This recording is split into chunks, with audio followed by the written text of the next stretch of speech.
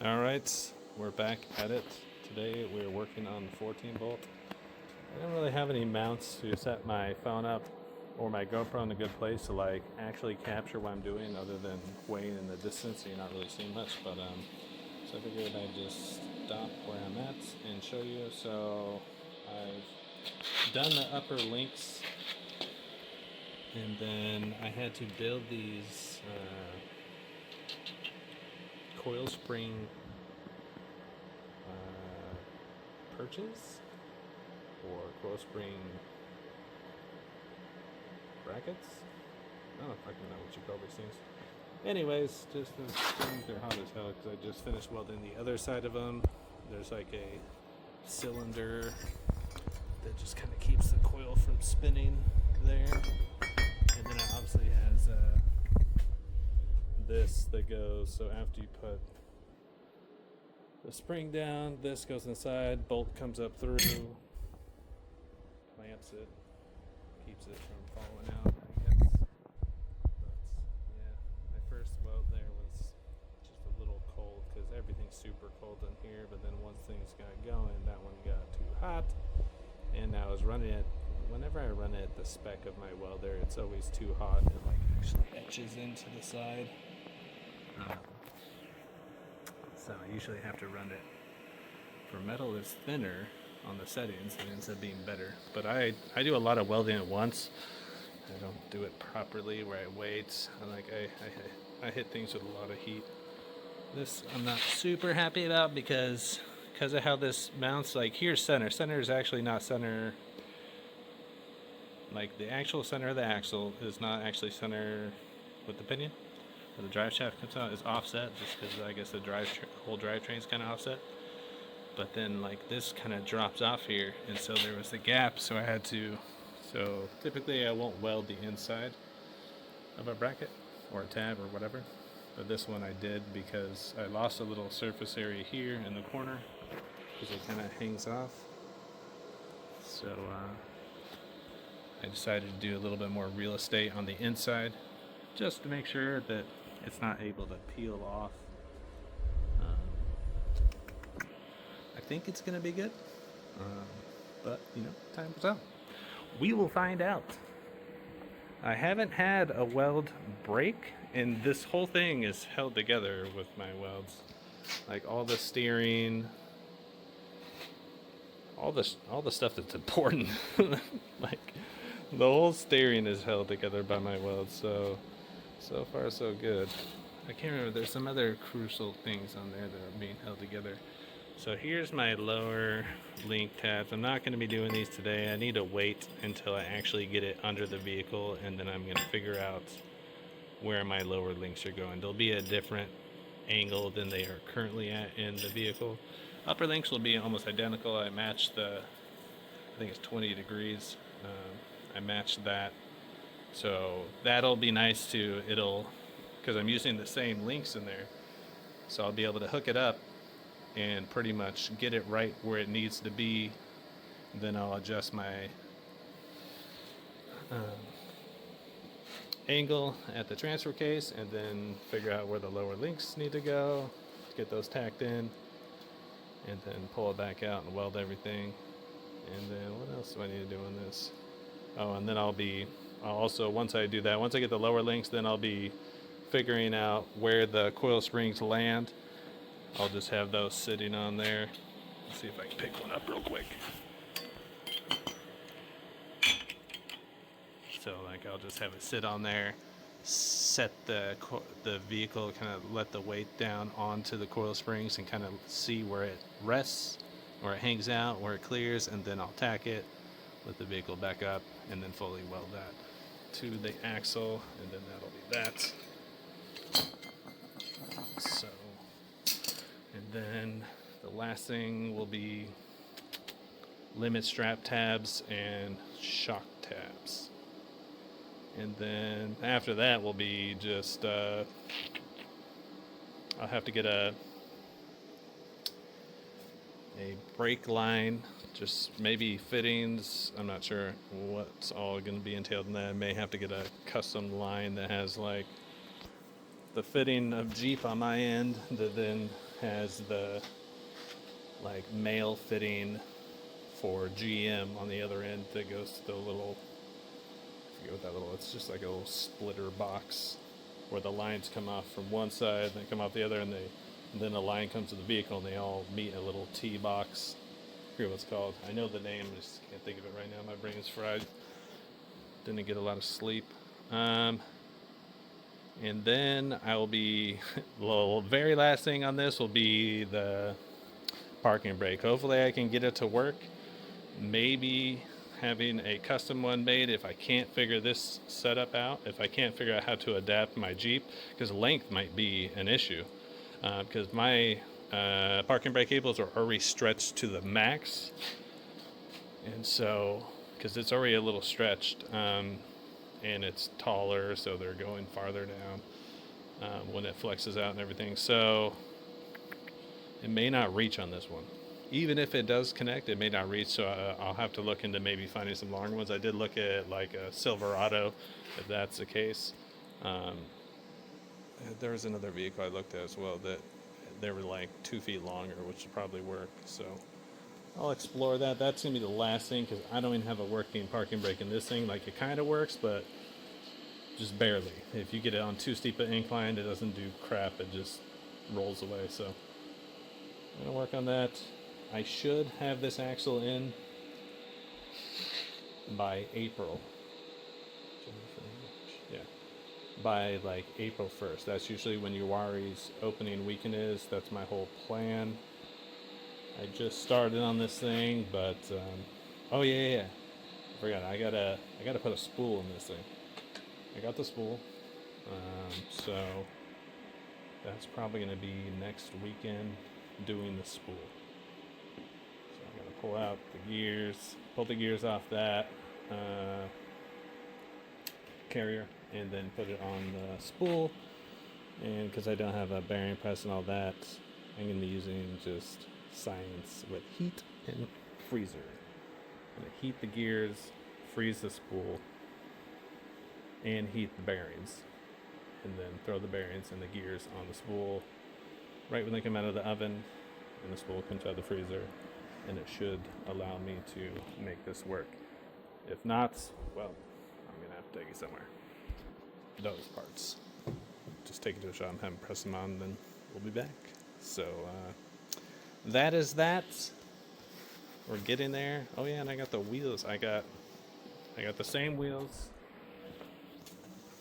So these rear ones will be up for sale, and those wheel spacers go with it. So there's that. There's the spool. So those ones are up for sale. All these wheels have 0 damage on the inside. There's just rock rash on the actual ring, and that's it. And that's just like a paint pen. I'll pressure wash that off, and it'll go back to the gray. But yeah, there's like no scratches or anything. I take really good care. The wheels get cleaned after they've been hit with a pressure washer and acid, so it gets everything off inside and out. I take care of my wheels. Alright, so that's that for now. Stay tuned for the next part. Alright, so this is where we're at now. I got the carrier out, got the ring gear off, and it just fell right off. I thought I was going to have to pound it off. Supposedly they're supposed to be a tight fit, but no, it came right out. Got everything out there. So what we're working on now, got these over here. I identified them, put my own little marks, 1, 2, and then also on the carrier. This is just so you don't get them mixed up, so everything goes back seamless. So like here we have the 1 mark, and then over here we have the 2. They're hard to see, but they are there. And I took pictures. What the fuck? Ooh.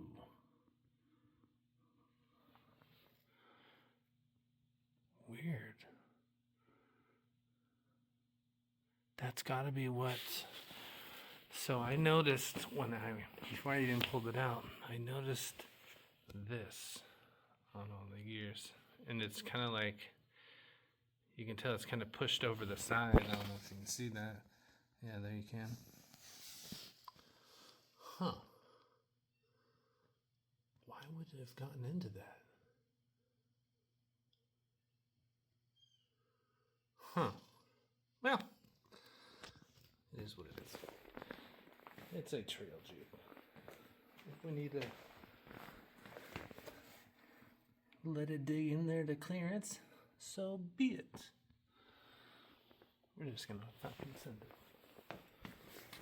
Oh, got a magnet down there. Oh, guess that's where all that metal went. Okay. Well, didn't see that before. This is where we're at, because I don't have a press. So we got the... Go lay down! So we got the gear bearings there, heating, spool in the freezer. We're gonna do some science. Say hello to the puppies. They think it's... What time is it? You guys are too early. You guys are like an hour and 45 minutes too early for lunchtime treats. You're gonna have to go lay back down, okay? I know something's cooking, but as you can tell by the smell, it's not good. It's grease. You're smelling oil burning, okay? Don't be mad at me. Okay. Alright, we'll stay tuned. We'll see how this turns out with the science experiment. Alright, so this is where we got to. I got the gears on the spool carrier. I got it back in here. I'm waiting on the gauge so I can set the backlash. I mean, I got it like where I think is right just by feeling. I also did weld the inside of those brackets. I figured I might as well. I also went and welded up a bunch of spots where I just kind of with a cutoff wheel had gotten into the tube a little bit, so I went and filled those up. I also started to get into doing the wheel bearings on this side. However, East Coast Gear Supply sent me the wrong seal. This is like a different generation one because the diameter inside here is, this is more narrow. This will not fit around this outer piece like this one will. They are much different. Much different. So, yeah, it should be going like this. This is where it mostly matches. And like it looks like it would go in here. But then, I don't know if you can see this. Let me align it first and then I'll show you. So, you can't see the other one. It's back there. It's like a 1/4 inch off. So this won't fit on here. I'm not going to force it on there. So I just ordered the correct one. Like this one has the part number listed on here. It's like 2686102. Anyways, I looked at it earlier. I figured out what it was and cross-referenced it. Got the correct one, so that's coming. Another thing I did is I welded these little things. So these things are stupid. 3 tones. They're too small for anything. But so I needed a way to move this around, because before, to move this around other than have it on here, but on here it smashes this. And then, yeah, so it wasn't a good way. It was just a temporary. Sorry, did you guys not see this? I think I had the camera down too far. Anyways, not that this matters. I wouldn't get rid of it, but I think that's part of the whole e-brake system. Anyways, so I've seen people do this, and I hate these things, and I have another set coming of some 6 tons. So I decided to do it. Just welded into it, both of them. And what's nice is this is actually within 1/4 inch of where it should be sitting. It's just 1/4 inch lower. So when this rolls under there, this is almost like I rolled it in with wheels on. So that's kind of nice. So I can just roll that under there, work on it, roll it back out if I need to. And I probably will, because I'll probably roll it under there, get the lower link mounts tacked on there, tack on the coil spring perches, mounts, brackets, whatever you want to call them, and then roll it back out, finish welding, and then roll it back under, bolt everything up, and then I'll work on shock tabs and limit strap tabs. And then I'll be measuring for drive shaft and figuring out brakes. I gotta figure out a line that's gonna adapt to the Chevy 14-bolt brakes to my normal brakes. It's just one little line that drops down from like the chassis over here and drops down to the axle. It's the thing that allows the suspension. It's like the flex line that will go with the axle as it cycles through suspension. So it's just that one. It's going to be a simple line. Really, it's just going to be, I'm probably just going to get a foot longer than what it is now. That way I have some room to stretch this. Because right now I'm going to be utilizing the same links, but eventually I'm going to build different links. I'm going to be redoing the front brackets because they're not set up for like the normal width for 1.25" Heims. So I'm going to have to redo the front brackets when I do the links. So that'll be like a year or so from now, maybe even longer, I'm not sure. But when I do that, I'll be redoing those front link mounts and then doing new links with 1.25" Heims. And so when I do that, I'm probably going to push it out back 3 inches. So I'm probably going to have to relocate the gas tank as well. That's going to be a whole deal. Don't know if that's coming before or after the front axle. It just depends. Probably after, because I want to get rid of this front axle so I can get my turning radius back and just a better drivability, because right now the front axle, once you put in 4 low, it doesn't turn for shit, and there's binding going on. I know that it's how it's built, but not the suspension binding, just the steering. It's all in the steering. That's the whole issue. And it comes down to like, it's just got a bad angle because of these rubber grommeted like radius arm setup. So like that pinion angle, it's like, you know, you would point the rear, you point it right at the transfer case, but it shouldn't be like that. It should be down a little bit more towards flat, and then yeah, that way you don't, that helps with, I can't remember which one it is, camber caster, but no, yeah, so it makes it so when I'm steering, it's like steering into the ground like this versus steering left, right. It's steering left, right, but into the ground. So it's fighting the ground. So it wants to make the wheel return to center all the time. So it's just not ideal. Not that it drives terrible. No, it's actually great vehicle off-road. Even on the road, it's got decent road manners. I've seen way worse. It doesn't have bump steer. It's not bad. I'm just nitpicking. So just to make it, you know, like perfect. But I also want the strength of the 1-ton front axle so I can run 40s.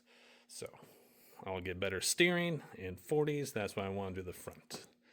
And then I'll stretch and redo the links in the rear with 1.25" Heims, make it more bulletproof. And yeah, it'll just be a great rig that I'll just continue to beat on. And so I'm waiting on that gauge and that seal, and then I'll wrap up the rear axle, and I'll get it, you know, painted up a little bit, and then I'll cue you back in once we go to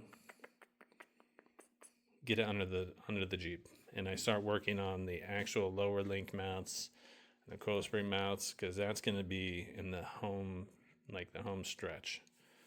Like we're going to be really close. Then after that, I'll just be waiting on a drive shaft and waiting on a brake line. Throw those things in, and we may be going on a test drive. So not bad. Things are looking good. Yeah, I think that's about it for now. Here's the old Gov lock or whatever, the like, what do they call that? Limited slip. Nothing really was wrong with it.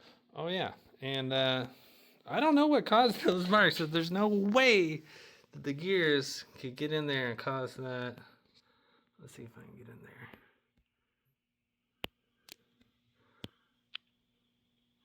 Right where I'm zooming in there, there's like some gouges right on the side of the pinion support bearing inside the housing. And where's my light at? I have no idea what caused that, honestly. Let's see. No, I can't see it anymore. Where is that? Oh no, it's up high. There it is. It's up high. It's like right towards the top of it. Getting the light in there and seeing it is like two things. You can kind of see it right there at the top, just kind of coming down. It's hard for me. I can't like click on the screen to get it to focus and like position the light. But anyways, there's no way that the ring gear got that. I have no idea what caused that. So, whatever. Maybe that's been there since factory. Who knows? I'm not worried about it. Oh yeah, and if you're wondering, I did clean out all that debris at the bottom. Of course, I need the flashlight again. But yeah, that's all cleaned out in there. No more debris. I guess that magnet's like fixed. I could not get it to get up. I didn't try like prying on a screwdriver, but I couldn't get it out with my hands. So yeah. But yeah, so the gears didn't have to be pounded off. They just dropped right off and then dropped right onto the spool. Then again, the spool was frozen, so that might have helped it to go right on, but that was easy. Bearings went right on after heating them in the oven. All that process was super easy. I had been anticipating a struggle. I was prepared for a struggle, and there was no fight. It was easy. I was done with that in like 20 minutes. I'm like, what do I do now? So yeah, well, so stay tuned. I'll show you once we get this thing under the Jeep and start working on the other brackets. Alright, so I didn't film a whole lot, but this is where we're at. I got all the mounts on. I got everything pretty much hooked up. I got the shock tabs, the lower links, the spring perches, the limit strap tabs, and right now we are just checking clearance. I've had to kind of grind these down because they're hitting the shock body when articulating, so I've been grinding those down. It's got like a 1/4 inch on the shock stroke. Man, looking good. Oh yeah, I got the diff cover on. Got the axle painted. I'll have to go back because I've been rolling around on the jack stand, so it's beat up the paint already on the bottom quite a bit, but that's not a big deal. Easy to touch up. No different than when I drag it all over rocks. But yeah, I mean, everything's looking good. After this, I'll be because I just put the axle back in here after painting it yesterday, so I'll be double checking all the measurements with the laser, make sure it's still exactly where I need it. Yeah, it's looking good. Got the tires mounted on the new rims, so then shortly I'll be throwing a wheel up here and just checking clearance to make sure that we're still good front to back, and also where it's going to end up in the fender well. It may be up in there farther than it was before. I'm going to have to get some new bump stops, so we'll see how that goes, but pretty happy with it. I'm going to get a drive shaft built in probably about a week, and then I just have one brake line I need to do, and then both calipers are shot. broke off the bleeder on that one. So, but I mean, like for instance on this caliper as well, I couldn't get any of the adjusters off. So like the bracket, this back bracket isn't even usable. So I gotta get 2 new calipers, not a big deal. It'll be fine. I'll still be able to utilize the old brake lines from that axle. I just have to add a little T in there to tie into the other brake line, and they happen to be the same fittings as this Jeep, so I'm just going to be getting that brake line essentially for the Jeep. It'll work. And then the e-brake cable is about the same, but I'm not going to tackle the e-brake till a little bit later. I'm going to first just get it going and then go back, because the whole inner part underneath the rotor, that's this whole backing plate and everything is like all in assembly. It's all rusted out, and I tried lubing it and doing everything to get it, but it only like half functions, which is ironically what this one does the exact same thing. It just like pushes out the top and not the bottom, so it barely gets enough bite for a steep hill. So I'll end up getting all new e-brake assembly, but I'm gonna run it how it is now, because to do that then I'll have to take these back off to get the rotor back off, to then and the whole hub has to come apart. So I just don't feel like getting into that. I just was in there, but it wasn't in the budget to do all that. So we're just gonna throw new calipers and pads on there, and then run it a couple of times, check everything else out, make sure everything else is good, and then I'll go back in and fine tune and make it better. Oh, and I'm happy I got rid of a bunch, so the ABS cables are gone, and with the e-brake cables gone right now, it's like super simplified. I'll only have this is just the breather. I may shorten that, that's pretty long. And then this one brake line that'll come from right here, and then that'll just run down the tube and then connect to the hard brake line. So like two things coming down the axle, compared to like the 6 things that were going to it last time. It looked like a rat's nest, but nothing ever hung on it, got caught up on anything or rubbed anything, so it just looked like hell. So it's nice. So I'm about to get back to it, and then I hopefully will bring you guys back in when I have it for the most part wrapped up, at least when I have it sitting on its own weight and good to go. All right, so this is right height. So this is everything hooked up as it should be. It's only about, so maybe it'll be an inch bigger in the rear, because I forgot that it sits, I can't remember if it's 1/4 inch or 1/2 inch lower the center of the axle than what it would be, in a wheel. It wasn't much it was so close that it was essentially ride height, so I could build it at ride height and make sure all angles were good, and like the brackets at the bottom, how everything was going to flow. So essentially it may be, right now at the bottom of the rocker in the back was 29.5, and then it was 29 up front. So it could come up and be a difference of 1 inch higher in the rear, which is in the world. I have some springs that are 2 inch smaller, 2 inch lower, but then I'd be going 1 inch lower in the rear. And as if you can see here, we don't have a lot of up travel from ride height, so I think it's going to be about the same as what it was. Maybe a little bit less, I'm not sure. And if it is a little bit less, that's what I was hoping for. That was the only direction I wanted to be, the same or a little bit less, because the 40s. I don't want to just have to cut up the whole inside and tub the whole back end of my Jeep on the inside over 1 inch. That's ridiculous. So what I'll end up doing is, if it does come close and I do want to get a little bit, I'll just beat the crap out of the inside like I did over here until it fits. Like, I'm not afraid to take a sledgehammer to it. Just beat it till it fits. And it fits. For the most part, you can see it still touches a little bit here, but it just makes a little squeaky sound. It's not a big deal. It's not cutting any tires. See? All good. All good, but I am loving. It just looks good. It looks mean. I like it. Can't wait to get out and use it. About the only thing I still need to tighten down is just the shock bolts and the limit strap bolts.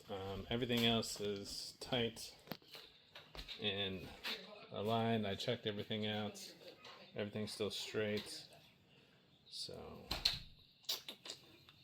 we're in the home stretch, and one thing I'm liking now is I have triangulation of the lowers. I didn't have that before. They ran straight.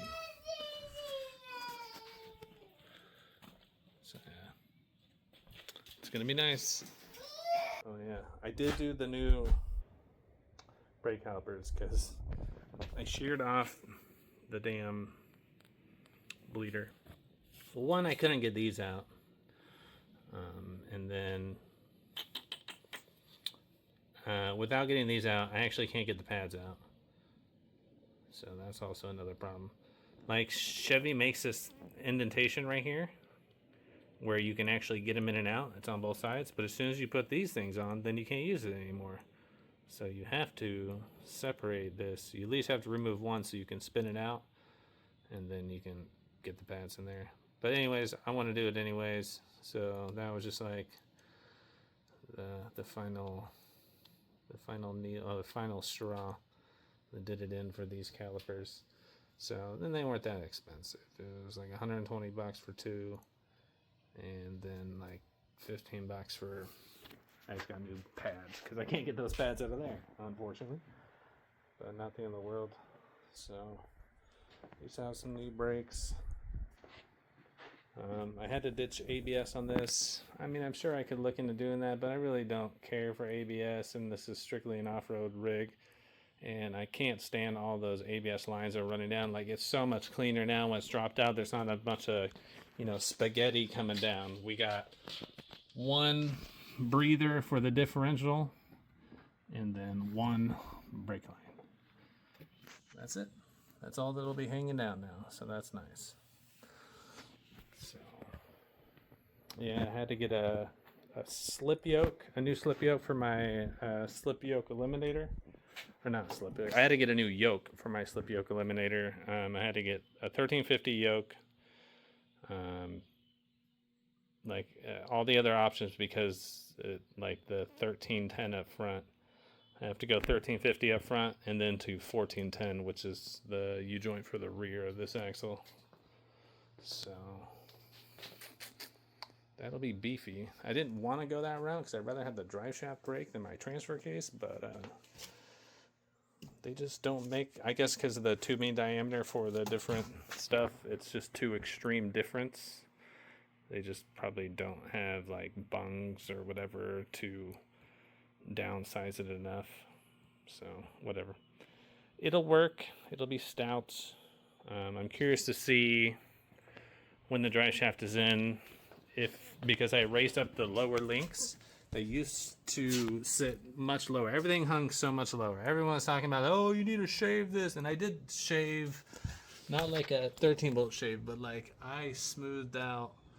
I took like 3/4 of an inch of junk off the bottom, smoothed everything out, got it real nice and smooth. So it'll just kind of glide off of stuff. But I forget what the measurement was. It was like, I'm only 3/4, I think it was 3/4 of an inch. It was less than an inch, hangs down lower than this axle.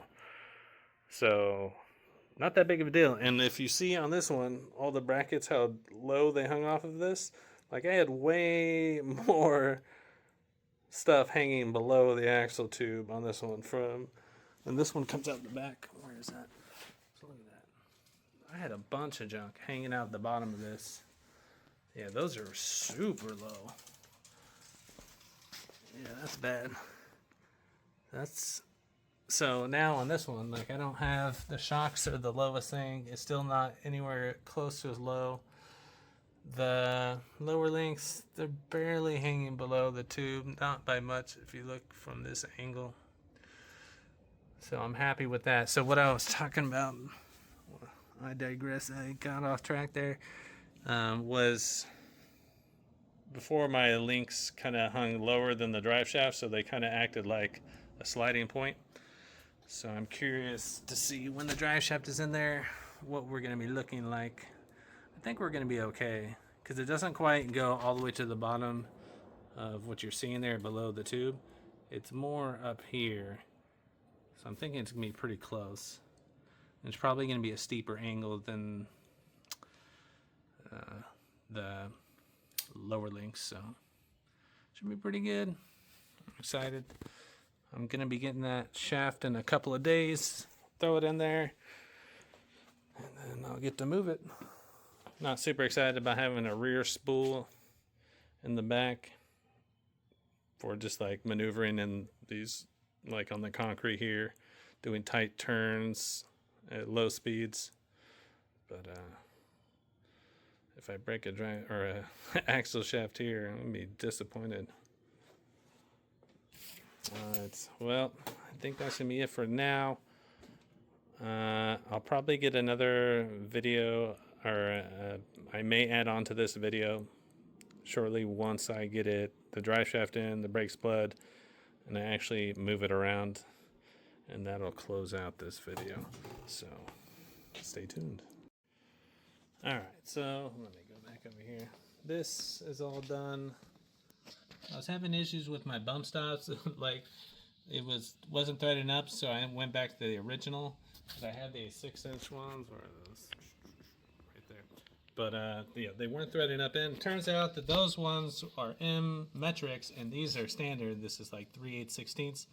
And those ones were like M110s or something like that. I didn't find that out till I just had disaster after disaster. I had bolts. I was trying to clean threads out, and I had a tap, like a rethreader break off in there. First, I had a bolt break off, then I had a rethreader. So then this one, I didn't have all those disasters. All that happened on the other side. So I just thread this one back in there for now, until I can source a bigger bump stop that is 3/8/16, or I'm gonna have to go get this like tap tool and then change it to that stupid metric side. In the meantime, I chopped up that one bump stop that I mangled the heck, and then I just cut it and then put it over this. Like, I just slit it, and then here's a slit right there. So that'll just help protect the shock, because I'm already lower, so then it won't just be smashing the internals while I work out this bump stop situation. Did the same over here. This one's a little bit more hideous. But yeah, so you can see I got nothing down here. I gotta re-drill that out. That was already a pain in the ass, because trying to drill upwards like that without like being able to get a floor jack under it to apply pressure to the bottom of the drill is a pain in the butt. But I also did the ABS delete. Oh, I don't have the stuff anymore. I just got rid of it yesterday. First, I had this different setup with all these rubber lines, where I took the existing 3 lines that came, the 2 from the front and the 1 from the rear, and I changed the connectors, because again, those went from, they must have sourced the ABS unit from like Europe or something, because it went from all the other fittings are standard, and then they went to metric right here at the ABS, and then metric out of the ABS back to standard at the old, this is a aftermarket proportioning valve, back to standard proportioning valve fittings to standard master cylinder fittings. So that was annoying. So I chopped those ends off. I re-flared the brake lines and with new fittings to standard 3/8/24, I believe it is. And then, but I ended up having all kinds of leaks, and I don't know what's going on with that. So I figured it had to be like my flares. It was just like a $30 flare kit off Amazon. So then what I did is I got all new straight lines and then rebent them up. So I bent all these lines from that side here and all the way from the back. And then that way I didn't have to do the flares. And they came with these 3/24 fittings. I also then, because they say the recommended for this proportioning valve is to tee off the front instead of having 3 outputs, 2 for the front and 1 for the rear. You do 2 outputs, 1 going to a T for the front, 1 going to the T for the rear, and the rear is always teed off. Like you can see from the factory, this is not that far away. You can't, but that's like the factory. You can't see because of the sun and the darkness. That's a T fitting. Those are factory GM lines. My Jeep lines were the same way, and this has this rubber one from the, where is it? From the hard line right there. So now I'm pretty sure I got rid of all the leaks. I've been pumping the brakes. I haven't been getting any more leaks. This blue thing is just for the bleeding process. That was another mistake I made on the first proportioning valve I had. I went ahead and got a different one after I did the rubber line setup because brass is so soft that I was afraid that I made imperfect indentations with those fittings and stuff with the flares. So I didn't want to take a chance and go down this road and then, you know, potentially take that improper fitting and put it on the ends of these flares. And yeah, so but anyways, with that, this thing, the blue thing, it just makes sure that it doesn't like close off, because it'll like, if it detects like low pressure, it like closes off like the back port or something, so you still have like front brakes but no rear brakes. I don't know, something like that. Anyway, so you put this in there and it just holds the piston in place so it doesn't like plunge to one side or the other, closing off one of the lines, one of the outlines. So whatever. But anyways, I'm pretty sure like I don't know what happened before, but now I'm at the point where I have my wife around to like pump the brakes. I was trying with a bleed kit, but now I have this issue with these 1978 brake calipers up here. Yeah, that thing is mangled. Like I've tried everything, torching like the caliper, trying to expand it so I could get the bleeder to break free. Nothing. And like I'm using the correct like I got this for brake lines. I got this for brake lines. These are all brake line specific, but nothing can get that thing off. It just is. It was already stripped when I started. I already knew it was me a pain in the ass. That's why I didn't want to have to get into making new lines, because I knew that was going to increase the probability that I was going to get air all the way down here. So it is what it is. I think we'll be good. I got new calipers coming. It was only $40. Not that big of a deal. I'll now have bleeders that aren't stripped. I even have, because I was prepared for this, I already have backup bleeders for the front and the rear, because this has been a nightmare. This is going on like 2 weeks now, fighting these brakes. So, because before I had front brakes, not rear brakes. Now I got no brakes, and I got no e-brake yet. So it's like, dang. Hey, but I got a new dirt bike. Yay. So we got that for now, and that whole nother mess of problems like this. Look at that. You see that? Oh my gosh.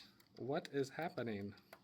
So those are like some sort of like rivet fittings, and they are, that's like, you know, one like, it just rolls the one way, the incorrect way, and then it's going to get hung up in the bracket back there, and then that wheel is going to lock up and you are going to die. So whoever rode this, whoever owned this last, just was like, they just rode on the street and like wiped down the street. Like, look at that. Look at that. You can't do that on the dirt. They have ground it down. Like, oh my God. Like the titanium axles, because it comes with the adjuster and everything. It's not like a Yamaha where the adjuster is separate from the axle. It's all one. The 2 adjusters and the axle, $900. I can get like the cheaper steel ones, which I'll probably end up doing. This side's not bad at all. But look at this. Look at the exhaust. My God. What's wrong with you? Look at that. Dummies. This bike definitely drug. So either like it fell off the side of a trailer and drug on the side, which I've actually had that happen to me. The strap came loose, but like it got on mine. I had enduro style handguards, which this one will get soon too because it's so nice. Like your bike stays running. If it goes down on the throttle side, it'll stay running. It's not going to be wide open on the ground or getting dirt up in there and then making your throttle jam. So, but not bad. I'm happy with it. Oh yeah, like the radiator was bent, the shroud was all out. Um, Only water in the radiator. The air filter was like between dark brown and black. I don't even know how you can get it that bad. I've never seen one that bad. Luckily, there was zero debris on the inside, like in the boot that goes to the motor, and it's usually got like a tackiness to it, so it'll grab anything that, not anything, but it'll hopefully grab stuff as it goes through. But there was nothing in there. It was squeaky clean, so I lucked out on that. But I got a new filter coming for that. Yeah, and the guy was like, "Yeah, the guy that traded me gave me this bike, said he did all the maintenance on it, and I've only put maybe 3 or 4 hours on the street on it." You know, somebody was lying. I don't know which one of them it was, but one of them was lying for sure. So, but we're getting it squared away. Oh yeah, and someone put the wrong sprocket on this thing. And they like removed it too. So it's supposed to have a 52. It's got 48. What the hell?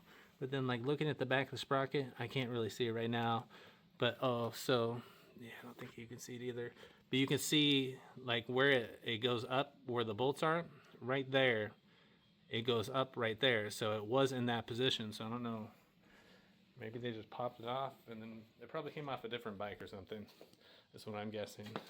They probably just stole it from another bike, put it on this one when the other one was stripped out, and then just didn't pay attention to that. And that's why it's also not matching up, because that's a weird gear ratio. Having a 14 tooth front, I think it's a 14 tooth front, and it's supposed to be a 52 on the rear. I forget what a gear ratio makes, like a 384 or something like that. Something around there. But right now it's way off. So we'll get that squared away, and then we'll hit that track soon. And then the Jeep should be done soon. So I think this will conclude the video for the Jeep. The next time after this video, I'll be doing a different video showing it actually out wheeling and hopefully not breaking anything that I just built. So thanks for watching.